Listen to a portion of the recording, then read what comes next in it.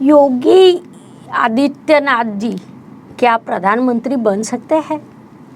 नमस्कार, मैं एस्ट्रो गुरु माँ डॉक्टर ज्योति जोशी आप सभी ज्योतिष प्रेमियों का हार्दिक स्वागत करती हूँ। व्यक्ति और वल्ली की श्रृंखला में आज हम धार्मिक, सामाजिक एवं राजनीतिक क्षेत्र के एक ऐसे व्यक्तित्व की कुंडली का अध्ययन करेंगे जिन्होंने अपने कार्य कौशल्य से संपूर्ण देश को प्रभावित किया है। वह है उत्तर प्रदेश राज्य के मुख्यमंत्री योगी आदित्यनाथ जी।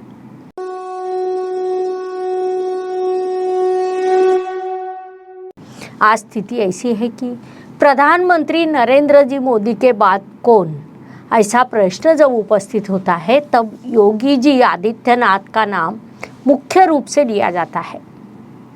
सांसारिक सुखों का त्याग कर एक योगी ने प्राप्त की हुई बड़ी सफलता मानी जाएगी। इसीलिए उनकी कुंडली ज्योतिष के अध्ययन की दृष्टि से अत्यंत महत्वपूर्ण है। उसी के अनुसार आज हम उनके कुंडली का विश्लेषण करने वाले हैं। साथ ही भविष्य में क्या वे प्रधानमंत्री बन सकते हैं, इस प्रश्न का उत्तर जानने का हम प्रयास करेंगे। इसीलिए आज के वीडियो को अंत तक देखें। योगी आदित्यनाथ जी के संदर्भ में मुझे कुछ अधिक कहने की आवश्यकता नहीं है।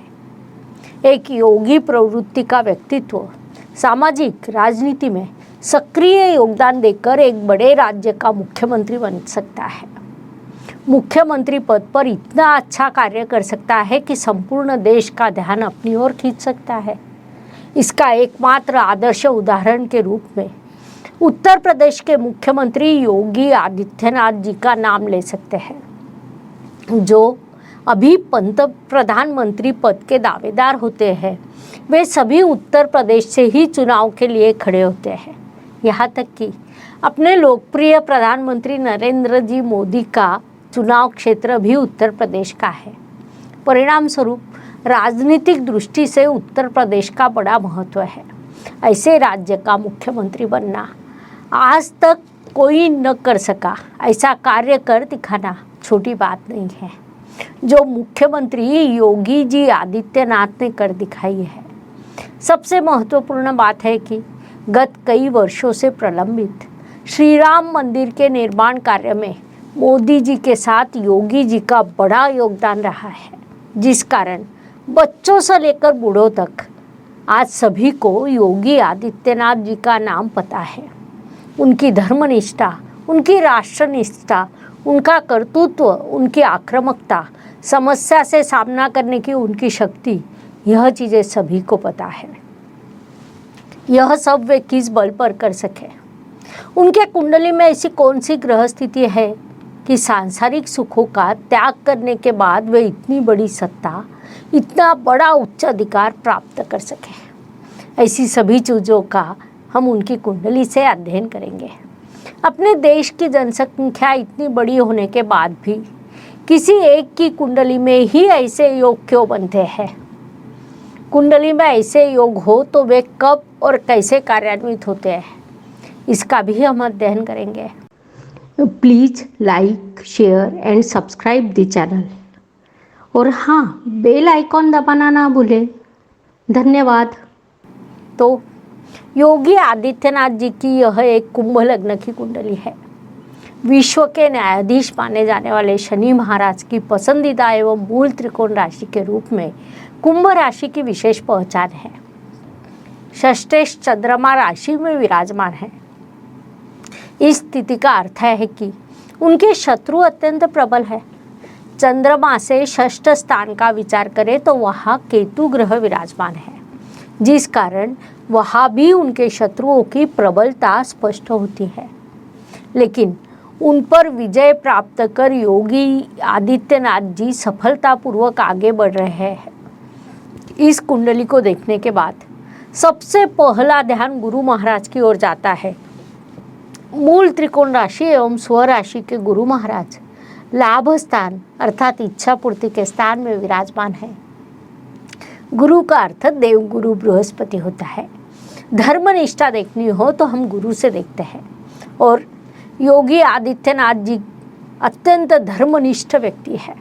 उनके कुंडली में गुरु पाप कर्तरी में आया है, अर्थात उनके आजू बाजू का वातावरण धर्म के अनुसार नहीं था। उस गुरु को धर्म को स्थैर्य प्राप्त करने की दिशा में उन्होंने मार्गक्रमण किया। धर्म के लिए उन्होंने बड़ा योगदान दिया। उसके बाद कुंडली में तीनों त्रिकोण के स्वामी अर्थात बुध, शुक्र और शनि सबसे अधिक महत्वपूर्ण है। शुक्र और बुध ग्रह चतुर्थेश एवं पंचमेश है और परिवर्तन योग कर रहे हैं। यह परिवर्तन योग केंद्र और त्रिकोण स्थान में हुआ है। कुंडली के केंद्र स्थान को विष्णु स्थान और त्रिकोण स्थान को लक्ष्मी का स्थान माना जाता है, जिस कारण यह परिवर्तन योग लक्ष्मी नारायण योग भी कहा जा सकता है, जो अत्यंत शुभ होता है, जिससे पद, पैसा, प्रतिष्ठा सब कुछ प्राप्त होता है, जो योगी जी को प्राप्त हुआ। उसके बाद भाग्य और दशम, यह दो स्थान पुनश्च केंद्र त्रिकोण स्थान आते हैं। इस कुंडली के भाग्य शुक्र और दशमेश मंगल है। उन दोनों का गठबंधन होकर पुनश्च लक्ष्मी नारायण योग की निर्मिति हुई है। महत्वपूर्ण बात है कि वह त्रिकोण स्थान अर्थात पंचम स्थान में हुई है। इस कुंडली में एक और बड़ा राजयोग है। भाग्येश भाग्य के भाग्य स्थान में विराजमान होने के कारण उस राजयोग की निर्मिति हुई है। धर्म और कर्म के अधिपति का गठबंधन चतुर्थेश और पंचमेश परिवर्तन योग लाभेश लाभ स्थान में उससे भी अधिक एक महत्वपूर्ण राजयोग कहा जाए तो चंद्रमा और शुक्र में नवपंचम योग, मंगल और चंद्रमा में पुनश्च नवपंचम योग, गुरु और चंद्रमा में लाभ योग, ऐसे कई शुभ योगों से यह कुंडली बलवान हुई है। अब प्रश्न यह उपस्थित होता है कि कुंडली के सफलता का क्रम कैसे निर्धारित हुआ। उस अनुसार विचार करें तो राजनीति में सत्ता रवि से देखी जाती है। रवि इस कुंडली में वृषभ राशि में लेकिन केंद्र स्थान में विराजमान है। वृषभ राशि का स्वामी त्रिकोण स्थान में गया है। यहाँ पुनश्च एक केंद्र त्रिकोण राजयोग निर्माण हुआ। इस स्थिति के परिणाम से उन्हें सत्ता मिलने वाली ही थी। तो वह उन्हें कैसे मिली? तो बचपन में उन्हें गुरु की महादशा शुरू हुई। उस काल में उन्होंने अध्यात्म की शिक्षा ली। सांसारिक सुखों का त्याग कर उन्होंने धर्म के लिए अपना जीवन समर्पित किया। उसके बाद उन्हें शनि महाराज की महादशा शुरू हुई। शनि महाराज विश्व के न्यायाधीश माने जाते हैं। इस समय काल में उन्होंने देश की, समाज की स्थिति को समझा, अपने कुंडली के ग्रह दशा को समझा और कार्य को प्रारंभ किया। स्वाभाविक रूप से कार्य का प्रारंभ उन्होंने सामान्य जनता से किया। ज्योतिष का अध्ययन तथा शास्त्र की शास्त्रीय तरीके से पढ़ाई करने के लिए मेरी 2 किताबें प्रकाशित हो चुकी है, उनका अवश्य लाभ लीजिए। कुंडली में जनता के प्रेम को हम चतुर्थ स्थान से देखते हैं, जिसमें बुध, रवि और शनि ऐसे 3 ग्रह विराजमान हैं, जिस कारण उन्होंने सर्वप्रथम जनता को समझा, उनके प्रश्न, उनकी समस्याओं को उन्होंने समझा और उनके मन में सामाजिक कार्य करने की रुचि निर्माण हुई। उसके बाद उन्हें बुध ग्रह की महादशा शुरू हुई। तब वास्तविक रूप से वे सत्ता के नज़दीक आए। तब तक वे केवल समाज कार्य में व्यस्त थे। बुध की महादशा में उन्होंने राजनीति में प्रवेश किया। बुध ग्रह त्रिकोण का स्वामी होकर केंद्र स्थान में विराजमान है। राजनीति में लगातार कार्यरत रहे, जिसमें उन्होंने बड़ा संघर्ष भी किया, लेकिन उन्हें सत्ता दिलाई केतु ग्रह ने। वास्तव में केतु को नकारात्मक ग्रह मानते हैं। 99% कुंडलियों में वह नकारात्मक स्थिति में होता है। केतु की महादशा अच्छे को रास्ते पर ला सकती है, लेकिन इस कुंडली को केतु ने सत्ता, सफलता सब कुछ दिया। ऐसा क्यों हुआ होगा? तो केतु ग्रह को हम अध्यात्म का कारक मानते हैं। इस कुंडली की एक और विशेषता है कि अध्यात्म के कारक सभी ग्रह शुभ योग में हैं, अर्थात गुरु, केतु, शनि और चंद्रमा, इन चारों ग्रहों को हम अध्यात्म का कारक मानते हैं। उस अनुसार चंद्रमा गुरु लाभ योग में, शनि केतु लाभ योग में, चंद्रमा शनि केंद्र योग में विराजमान है, अर्थात अध्यात्म के सभी कारक बलवान हुए हैं। साथ ही केतु ग्रह जल तत्व की राशि में विराजमान है। आध्यात्मिक उन्नति के लिए जल तत्व का प्रबल होना चाहिए। इस स्थिति का एक और अर्थ होता है कि वे सत्ता का सुख प्राप्त करते हैं, लेकिन सत्ता में वे कभी डूबते नहीं। धर्म के लिए, देश के लिए, समाज के लिए कार्य करने की इच्छा उनके मन में अधिक तीव्र होती है। नवमांश कुंडली का विचार करें तो सबसे पहले धर्म, अर्थ, काम और मोक्ष के स्थानों पर ध्यान जाता है। नवम, दशम, एकादश और व्यय स्थानों में जब हम देखते हैं तो क्रम से मोक्ष कारक चारों ग्रह अर्थात चंद्रमा, गुरु, शनि और केतु उन स्थानों में विराजमान है। पावर पोजीशन की कुंडली को देखें तो वहाँ पुनश्च कुंभ लग्न की कुंडली है, वहाँ भी शनि, गुरु, चंद्रमा और केतु प्रबल है। अब मुख्य प्रश्न आता है भविष्य के संदर्भ में, अर्थात भविष्य में उनके साथ क्या हो सकता है। राजनीति में क्या उनकी उन्नति होगी? धार्मिक कार्यों की इच्छा जो वो रखते हैं क्या पूर्ण होगी? तो हाँ, फरवरी 2024 के बाद उनके कुंडली में राजयोग प्रबल होने वाले हैं, क्योंकि तब उनकी महादशा में बदलाव होगा। तब उन्हें शुक्र ग्रह की महादशा शुरू होगी।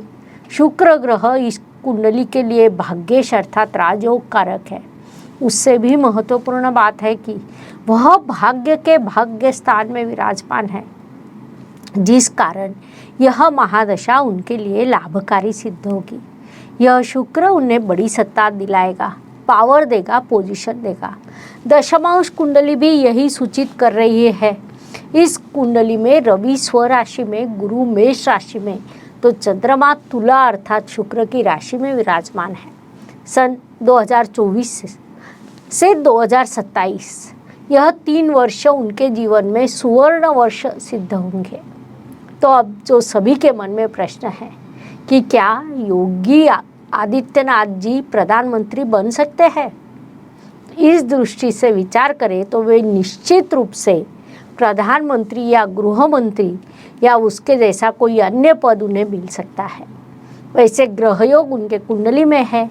2024 से 2027 इस समय काल में वे योग अधिक प्रबल होंगे, जिस कारण आने वाले समय में योगी जी को हम पुनश्च किसी नई भूमिका में देख सकते हैं।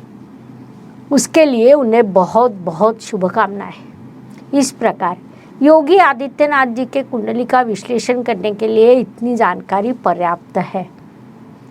अगले भाग में हम ज्योतिष की नवीनतम जानकारी के साथ पुनश्च अवश्य मिलेंगे। धन्यवाद। शुभम भवतु। जय ज्योतिष। Please like, share and subscribe the channel. और हाँ, बेल आइकॉन दबाना ना भूलें। धन्यवाद।